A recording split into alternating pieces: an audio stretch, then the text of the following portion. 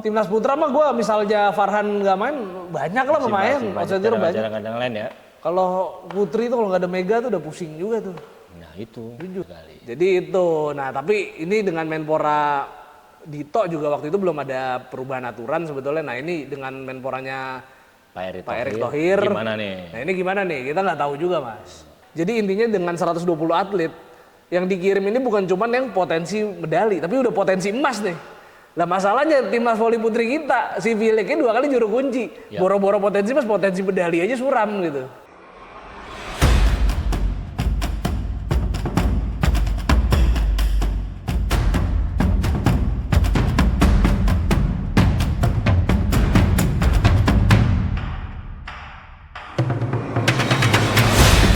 Halo Volley-mania, kita kembali lagi ke Bincang Volley at Sportase di tengah suasana yang agak-agak suram ini.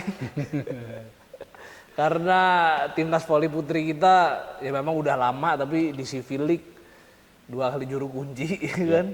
2 seri 2 kali juru kunci. Kelihatan udah dibalap sama Filipina yang memang serius banget dia bangun volleynya ya kan, bangun volley putrinya.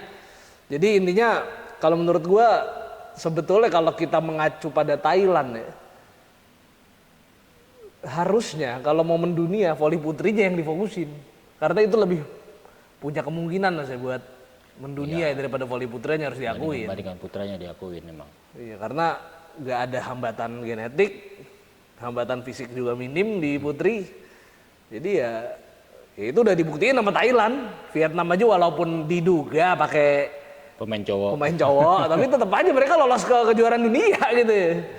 Jadi ya, dan pemain-pemain mereka secara material di luar Nguyen Thi Beach yang bagus-bagus dan emang mereka layak main di kejuaraan dunia. Walaupun pas gua datang ke Thailand tuh mas, Vietnamnya udah gugur karena gua datang pas perempat final.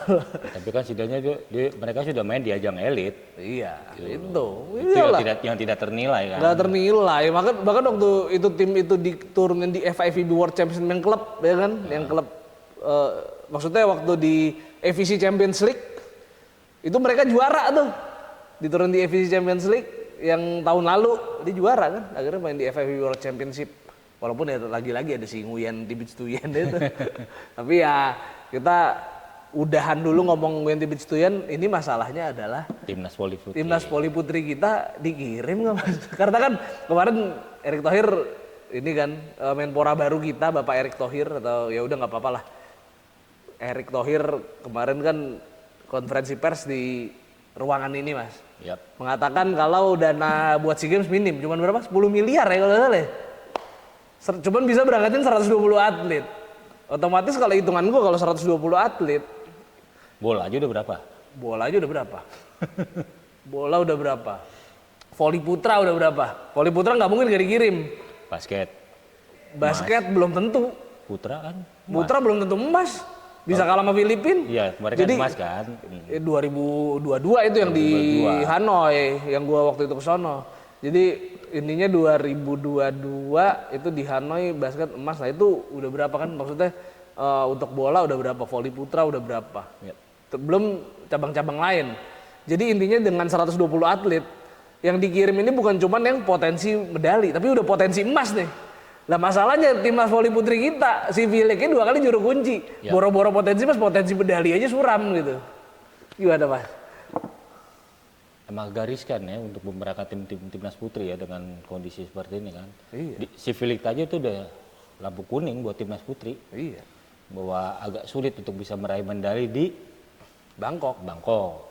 Cuman kemarin ketika di Nambo kemarin saya juga ngobrol sama Ok tentang siapa sih pelatih timnas voli berikutnya? Ok membocorkan bahwa Marco Sugiyama. Bukan dia lagi, dia hanya di sulit udah selesai. Marco Sugiyama. Gitu loh. Yang kemarin lumayan sukses lah di U21. Nah, lumayan sukses lah. Nah, saya sih harapannya kalau emang nanti dikirim ya ada regenerasi lah. Ya Mega masih dipertahankan, tapi setidaknya pemain-pemain yang di U21 kemarin banyak main lah di SEA Games lah kalau minimal Cel sama Rara tuh harus main. Terus si Santi itu yang paling layak tuh 3 tuh. Nah itu kan yang bikin kemarin pusing kan di situ kan di Civil League karena keterbatasan pemain dia mau ngambil yang U21 tapi buat persiapan kejuaraan dunia segala macam. Itu dia kebijakan anehnya Mas. Jadi itu di Thailand, Warisara Soetalut, dia main di kejuaraan dunia, main juga di Civilik, tapi dia main di U21, gak masalah. Nah itu. Jadi dia Warisara Soetalut tuh dipersiapin buat U21 emang. Tapi begitu timnas senior mau make, silakan gitu. Nah itu kan yang kemarin makanya aku juga pusing. Nah, iya. Karena stok pemain terbatas. Akhirnya pemain-pemain yang sudah sangat senior udah lama tidak main seperti Asi akhirnya dipanggil lagi. Iya. Segala macam. Yola di putaran pertama kan sempat panggil juga kan. Iya. Akhirnya segala macam. Nah ini yang jadi kendala kemarin tuh loh. Dan kalau boleh mau dibocorkan sini, kemarin selama si Philip dirawat loh. Oh. Di Vietnam dia dirawat, di Thailand dirawat. Gula darahnya tinggi, lebih dari 500. Udah dirawat, teman netizen disalah-salahin mulu, kesian juga ya. Gitu loh. Ya kan? Iya. Nah kemarin sempat ngobrol, kira-kira siapa? Penggantinya ya Markus Giama, kata dia kemungkinan besar. Nah Markus Giama mungkin, jika emang Markus Giama yang buat SEA Games, ya kemungkinan anak asuhnya di 21 juga bakal dibawa. Beberapa pastinya. Iya, tapi problemnya adalah anggaran di Kemenpora itu. Karena anggaran Kemenpora gue udah ngomong ini dari lama sebetulnya. Karena dari zaman presiden ngeluarin kebijakan pemotongan anggaran. Itu awal tahun. Gue udah feeling kalau timnas putri bisa nggak diberangkatin. Karena ya potensi medalinya susah. Ya kan karena kemarin Pak Imam juga sendiri di Nambo ngomong ya targetnya perunggu. Iya, tapi sekarang kalau dengan keterbatasan anggaran bakal berangkat atau tidak? Yang bakal diberangkatin kayaknya potensi emas. Iya, walaupun berangkat ya mau nggak mau pakai dana PBSI sendiri. Nah, tapi boleh nggak? Kan itu pertanyaan. Itu. Soalnya waktu Menpora Jainuddin Amali itu pemberangkatan mandiri itu tidak diperbolehkan. Karena masalahnya nanti akan ada masalah di bonus. Benar. Kalau pemain itu bisa raih medali. Kalau bisa ngeraih medali, atlet atau tim yang berangkat mandiri bisa ngeraih medali, padahal bonus yang nggak dianggarin kan pusing juga kan. Ya, benar sekali. Jadi itu, nah tapi ini dengan Menpora Dito juga waktu itu belum ada perubahan aturan sebetulnya. Nah ini dengan Menporanya Pak Erick Thohir, gimana nih? Nah ini gimana nih? Kita nggak tahu juga Mas, ya kan? Walaupun kalau dari segi anggaran sangat terbatas. Mr. Erick tapi menurut gua terbuka lah masalah pemberangkatan mandiri ini. Sponsor ada yang mau sponsorin nggak kalau timnas putri prestasinya kayak gitu? Mudah-mudahan. Ya kalau syaratnya harus berangkatin Megawati padahal Megawati lagi main di Turki berat juga tuh. Takutnya kan syarat-syarat kayak gitu tuh. Nah, Desember itu mulai kapan? Turki. SEA Games itu tanggal berapa sih benar? Biasanya kan SEA Games kalau nggak salah minggu kedua, minggu ketiga. Minggu ketiga. Kalau Turki Liga mungkin ya, feeling gue sih awal sih, gue takutnya awal sih. Nah itu. Gue takutnya sih awal udah mulai. Jadi, tapi kalau Turki yang divisi teratasnya Oktober udah main, udah jelas. Tapi yang divisi 2-nya kan, gue nggak tahu tanggal berapa Desember. Tapi yang jelas adalah ya itu tadi harapannya itu sih. Erick Thohir buka pemberangkatan mandiri kayak kebijakannya Imam Nahrawi dulu ya. Ya, tapi nanti masalah bonus ya dibicarakan lagi. Iya, betul. Resiko dan ada atau tidaknya, paling itu. Ya ibaratnya transparan dari awal lah, sehingga tidak mengganggu atletnya ini kalaupun berangkat secara mandiri. Iya. Karena itu aja yang berangkat secara mandiri kalau misalnya emang voli putri tidak masuk dalam anggaran untuk berangkat SEA Games pakai mandiri kan bukan hanya voli, kemungkinan cabang-cabang lain pun juga bakal kena, bakal ikut juga kalau memang diperbolehkan secara mandiri gitu. Nah iya, ya kan? Tapi yang jelas waktu 2017 itu terakhir kali boleh diberangkatin mandiri ice skating, waktu itu berangkat mandiri dapat perak, bonus tetap dibayar. Ya kalau sekarang ya nggak tahu. Kalau misalkan ada kebijakan tim atau atlet yang berangkat mandiri kalau dapat medali nggak dapat bonus ya PBVSI harus siap dengan itu kan. Yap, benar-benar. Intinya itu. Jadi gimana? Galang berangkat sudah atau tidak? Berangkat atau tidak Galang? Lu berangkat ke SEA Games nggak besok? Mau ke SEA Games nggak besok? Thailand murah loh. Gua aja kemarin di Bangkok dapat hotel 182.000 semalam udah bagus banget. Dekat Stadion Raja Manggala lagi. Enak banget. Oh. Apa?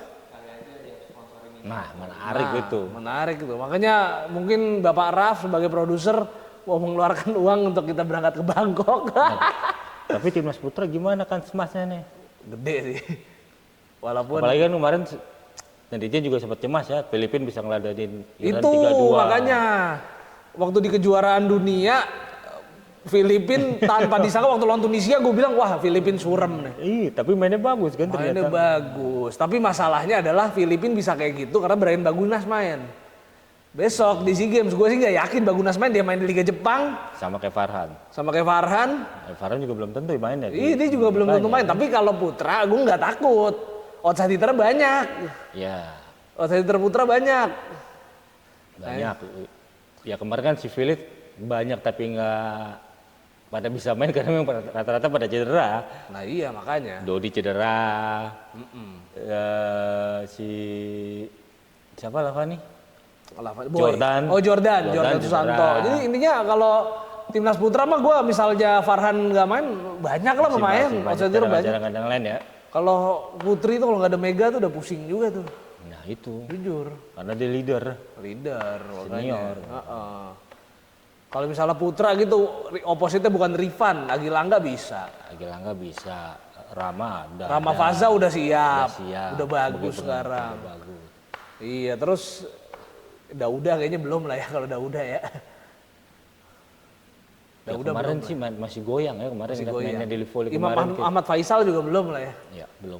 Belum. Kemarin waktu main sana, ya. Dauda di Lavani kan di volley. Iya. Kemarin main di Tangerang aja masih goyang dia. Jadi ya intinya itu. Udah berapa menit Galang? 12 menit. Cukup gak Mas? Cukup lah. Cukup, lu udah capek ya? Capek juga. Ada urusan juga lu ya? Banyak urusan juga nih tiba-tiba mendadak ditelepon barusan. Iya nih sama produser dan produsernya gak datang, emang kurang ajar tuh orang. Pokoknya kompensasinya kita harus diberangkatin ke Bangkok nih. Ya, mudah-mudahan ada sponsor ya. Iya ya udah. Oke kalau gitu Polimania, tuntas sudah perjumpaan kita hari ini. Kita akan ketemu lagi di Bincang Poli at Sportas episode berikutnya. Bye bye.